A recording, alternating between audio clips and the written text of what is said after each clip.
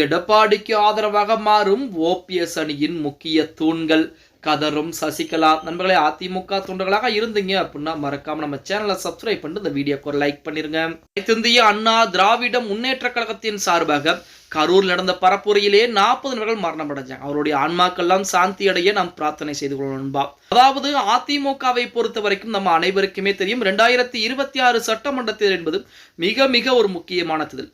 அந்த தேர்தலுக்கு முன்பாகவே அதிமுகவில் நாம் இணைந்து விட வேண்டும். அந்த தேர்தலில் ஒருவேளை எடப்பாடி பழனிசாமி வெற்றி வாய்ப்பை பதிவு செய்து விட்டால் அதற்கு அடுத்தபடியாக அதிமுகவில் அடுத்த 5 ஆண்டுகள் 10 ஆண்டுகள் கூட அவர்கள் உள்ளே இணைவதற்கு வாய்ப்புகள் என்பது கிடையாது.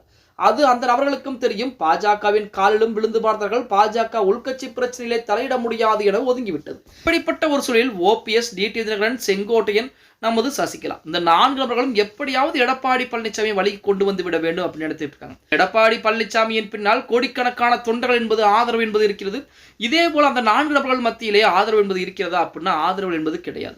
ஆதரவாளர் என்பது அதிகமாக இருந்தால் இந்நேரம் அதிமுகவை கைப்பற்றி இருப்பார்கள், இரட்டை இலை சின்னத்தை மாற்றி இருப்பார்கள், எடப்பாடியை ஓரம் கட்டி இருப்பார்கள். அதுபுறம் நடக்காமல் இருப்பதற்கு என்ன காரணம் அப்படின்னா எடப்பாடி பழனிசாமி தொண்டர்களுக்கு முக்கியத்துவம் கொடுத்திருக்கிறார். தற்சமயம் வரைக்கும் அதிமுக அடுத்த கட்டத்தை நோக்கி சென்று கொண்டிருக்கிறது.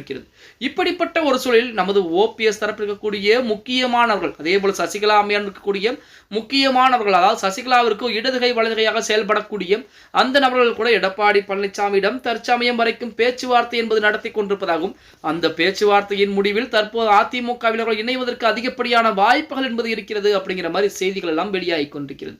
திமுகவை பொறுத்த வரைக்குமே, அதாவது மன்னிப்பு கடிதம் என்பது கொடுத்துவிட்டு அதிமுகவை இணைந்து கொள்ளலாம். அதற்கு பொதுச் செயலாளர் கூடிய எடப்பாடி பழனிசாமி சம்மதம் தெரிவிக்க வேண்டும். அப்படி சம்மதம் தெரிவித்து விட்டால் அதிமுகவை இணைந்து கொள்ள அவர்களுக்கு மீண்டும் இழந்து போன செல்வாக்குகள் என்பது மறுபடியும் கிடைக்கும் அப்படிங்கிற எந்த விதமான மாற்று கருத்தும் கிடையாது. இப்படிப்பட்ட ஒரு சூழலில் ஓபிஎஸ் மற்றும் சசிகலா இருக்கக்கூடிய முக்கிய தூண்களாக கருதப்படக்கூடிய ஒரு 3 நபர்கள் அதிமுக எடப்பாடி பழனிசாமியிடம் பேச்சுவார்த்தை என்பது நடத்தி கொண்டிருப்பதாகவும், மிக விரைவாகவே அவர்கள் அதிமுகவில் தன்னை கழக அடிப்படை உறுப்பினராக இணைத்துக் கொண்டு அதிமுகவுடைய வெற்றிக்கு உழைக்கப் போவதாக செய்திகள் என்பது வெளியாகி கொண்டிருக்கிறது. அதுவுமே நமது செல்லூர் ராஜுவின் மூலமாக பேச்சுவார்த்தை என்பது நடத்தப்பட்டு அவர் செல்லூர் ராஜின் மூலம் எடப்பாடி பழனிசாமியினுடைய காதுகளுக்கும் சொல்லப்பட்டிருக்கிறது. அதன் அடிப்படையிலே மிக விரைவாகவே அவர்கள் புறம் அதிமுகவில் இணைப்பதாக செய்திகள் வெளியாயிட்டு இருக்கு. அதாவது சசிகலா அம்மையார் இதுவரைக்கும் போராடி பார்த்தார், ஓபிஎஸும் போராடி பார்த்தார், அனைவரும் போராடி பார்த்துட்டாங்க. அதிமுகவில் இணைவதற்கு வாய்ப்புகளே கிடைக்கல. ஏன் அப்படின்னா எடப்பாடி பழனிசாமி அதிமுகவில் நங்கூரம் போட்டு அமர்ந்து விட்டார். 2026 சட்டமன்ற தேர்தலிலே அதிமுக தோல்வியை தழுவினால் மட்டும்தான் எடப்பாடி பழனிசாமி ஓரம் கட்டப்படுவாரே தவிர வெற்றி பெற்றுவிட்டால் அவர் இருக்கக்கூடிய காலம் வரைக்கும் எடப்பாடி பழனிசாமியை ஒன்றுமே அசைத்து கூட பார்க்க முடியாது அப்படின்னே கூட சொல்லலாம். இப்படிப்பட்ட ஒரு சூழலில் அதிமுக, அதாவது ஓபிஎஸ் மற்றும் சசிகலா இருக்கக்கூடியவர்கள் அதிமுகவை தேடி தேடி வரக்கூடிய சூழல் என்பது இருப்பதால் அவர்களுடைய பலம் என்பது பலவீனமாகத்தான் குறைந்து கொண்டே இருக்கிறது அப்படின்னே கூட சொல்லலாம். ஓகே கைஸ், வீடியோ பிடிச்சிருந்தா மறக்காம லைக் பண்ணிருங்க.